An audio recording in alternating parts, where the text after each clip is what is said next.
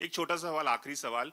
कंगना, अभी हाल ही में किच्चा सुदीप जो कन्नड़ के बहुत बड़े सुपरस्टार हैं, उन्होंने हिंदी फिल्म उन्होंने कमेंट किया था कि साउथ की फिल्में अब टेक ओवर कर रही हैं, बहुत चल रही हैं, और हिंदी एक नेशनल लैंग्वेज नहीं है, जिस पे अजय देवगन ने कमेंट किया था, बहुत बड़ी कंट्रोवर्सी हो गई उस पर, पॉलिटिकल मामला भी हो गया। इस पर आप क्या इस कंट्रोवर्सी को किस तरह से देखती हैं, और हिंदी और साउथ का जो एक झगड़ा निर्माण हो रहा है, एक विवाद हो गया, उसको किस तरह से देखती हैं आप?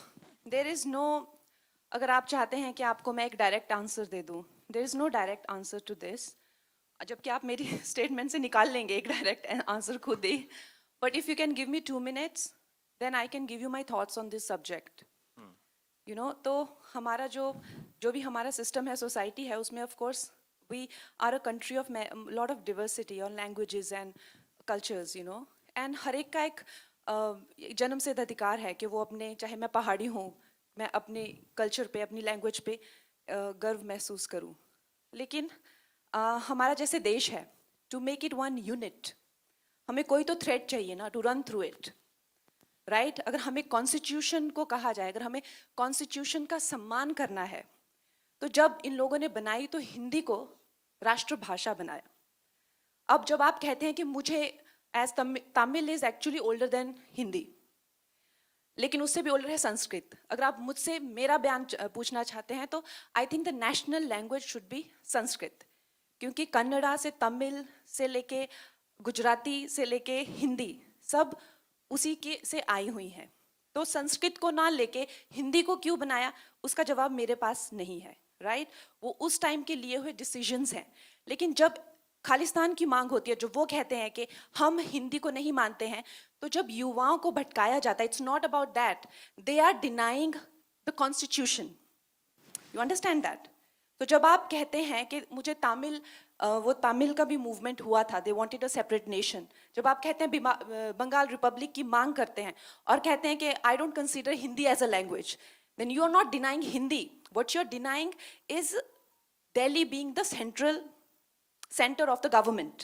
अंडरस्टैंड? सो इस चीज के बहुत ज्यादा लेयर्स हैं।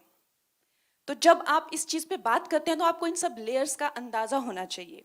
तो जब आप हिंदी को डिनाई करते हैं, तो जो भी हमारा कॉन्स्टिट्यूशन है, दिल्ली की सरकार को आप डिनाई कर रहे हैं, राइट? एम आई राइट और wrong?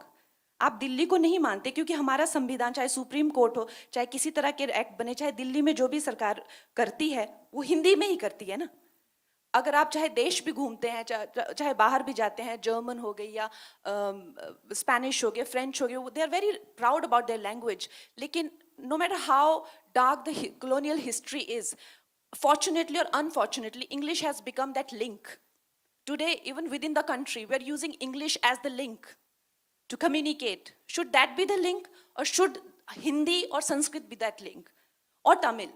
We have to decide that. We have to take that call.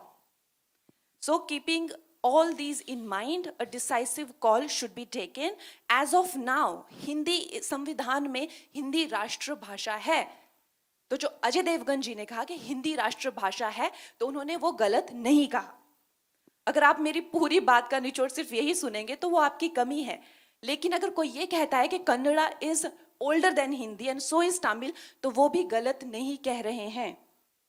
अगर मेरे हाथ में होगा, तो I think Sanskrit is the legitimate language, जिसके से जर्मन भी आई हुई है, इंग्लिश, फ्रेंच, सब संस्कृत से स्टेम आउट हुए हैं। Why don't we have Sanskrit as the national language? Why it is not mandatory in schools? I don't